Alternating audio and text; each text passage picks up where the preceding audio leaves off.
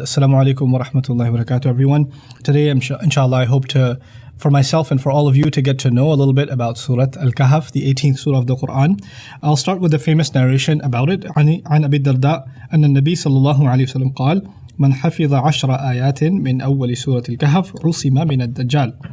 Narrated Abu Darda, the Prophet ﷺ said, whoever memorized 10 ayat from the beginning of Surah Al-Kahf has been protected from the fitna, from the trial, or from the Dajjal himself, from the false Messiah himself.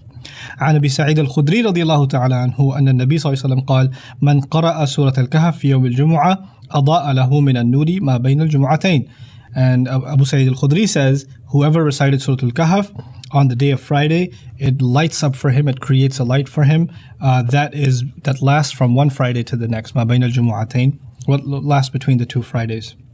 This surah is, of course, meant to protect us from one of the greatest trials that is going to afflict humanity, that the Prophet ﷺ himself warned about. The surah itself alludes to that great trial as بَأْسًا شَدِيدًا مِنْ لَدُنْهُ, a terrible war that is coming of divine proportions, مِنْ لَدُنْهُ, and to congratulate believers that their good deeds are not going to be put to waste.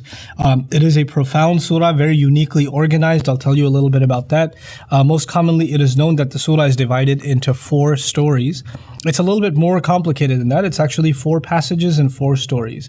And so the way I'd like you to think about, just kind of organize the subject matter of the surah for yourself, is that you can think of it in two halves. Okay, so the first half of the surah is a passage which is kind of like a sermon from Allah, teaching us about the temporary nature of this life, followed by the first story, followed by another sermon, followed by another story. So there are 2 elements in the surah: sermons and stories. Sermon means a collection of ayat that are teaching you about a profound reality, like the temporary nature of this world, or what Judgment Day is going to look like, or what kinds of people are going to be success and what kinds of people are going to be failures. These are all sermons. And then there are stories like the people of the cave, the gardeners. There's the story about Musa alayhi salam's journeys, or Dhul Qarnayn. These are stories. But the way that it's organized, like I said, 2 halves. In the first half, you get sermon, followed by story, followed by sermon, followed by story. So what sermon do you get?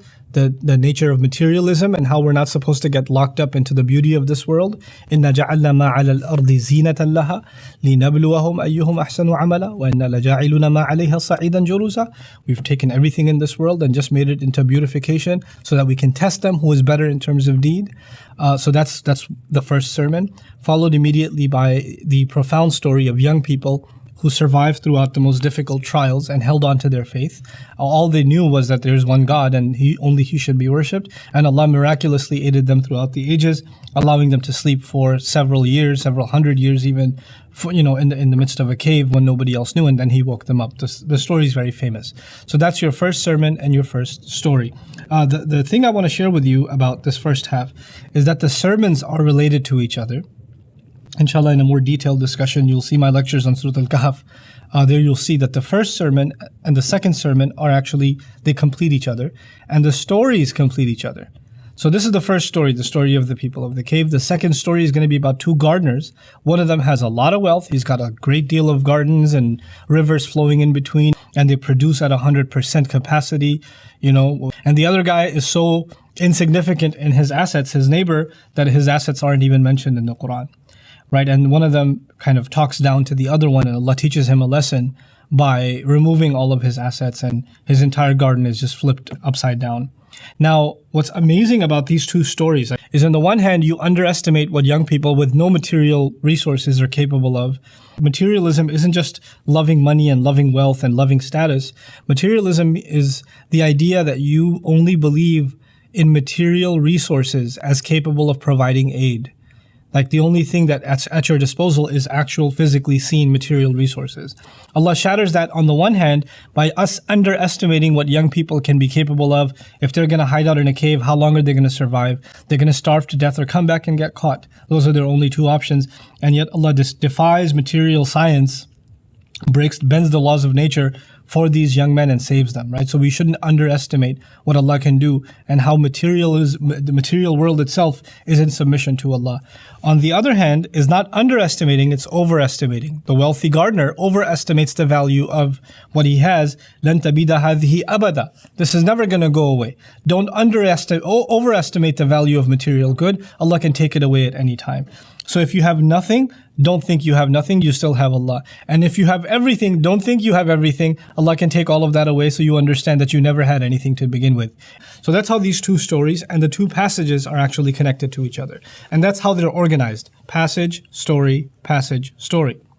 In the second half of the surah, it's a different kind of organization. What you get is passage, story 1, story 2, and then passage. And here in the beginning, that the first passage and this last passage in the second half of the surah are both dedicated to the Day of Judgment. They're both about resurrection. They're both about what truths are going to manifest on that day. And they're both very powerful, profound passages with multiple links to each other. If you study those carefully, you'll see that they're very closely linked to each other. And what you get in the middle are two more stories.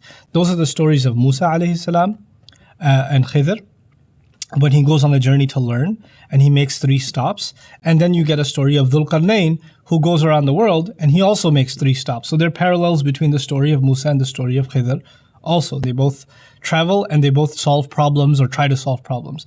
Here, there's another contrast. In the first 2 stories, the contrast was overestimating or underestimating in the case of the youth and overestimating in the case of the gardener.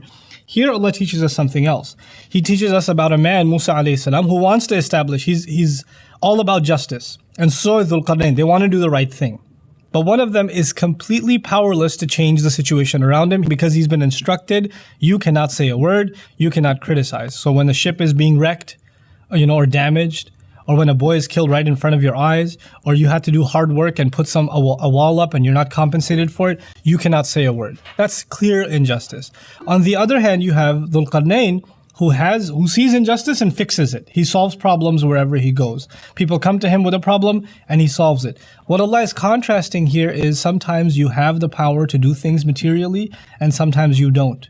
And believers have to understand that sometimes they will have material resources at their disposal and other times they will not have material resources at their disposal to be able to do the right thing, to be able to execute justice. And there's always, we're going to be caught in between, either of these two situations. In summing all of these stories up, what Allah has given us in this amazing surah is really our approach to worldly life. It's having power is not a blessing, not having it is not a blessing. When you have it, use it the right way. When you don't have it, understand that, that you still have much to do. You still have much to learn. And there's a reason why you don't have it. When you have no resources, there may be a grand plan like the youth. Allah will aid you anyway. And when you have a lot of material resources, money, media, power, reputation, etc., none of that means anything. Allah can take that away whenever He wants. So our reliance at the end of this surah falls entirely on Allah. The idea of Dajjal is actually someone who produces materially, physically, worldly, incredible things. He can make crop grow where no crop grows. He can travel at paces nobody can travel. He can bring a dead person back to life and make it look like he's brought a dead person back to life. He's doing these amazing worldly, materialistic things, and people are mesmerized by it and fall into worship of him. The believers are told, this surah will keep you in check because after this surah, you are not mesmerized by what you see. You understand that there's a reality that you see and there's a much more powerful reality that you and I don't see and don't perceive, and that is the power of Allah Azza wa Jal, that we shouldn't rely on what we see, we should rely on the one who we cannot see, Allah Azza wa Jal. With that, I conclude an overview of this profound and beautiful surah. Try and recite it every Friday. It's very, very good for you. Recitation of a surah is great. The intended advice from the Prophet ﷺ is actually to recite with pondering, with reflection. May Allah make us a people of reflection on His Quran. Barakallahu li wa lakum. Wassalamu alaikum wa rahmatullahi wa barakatuh.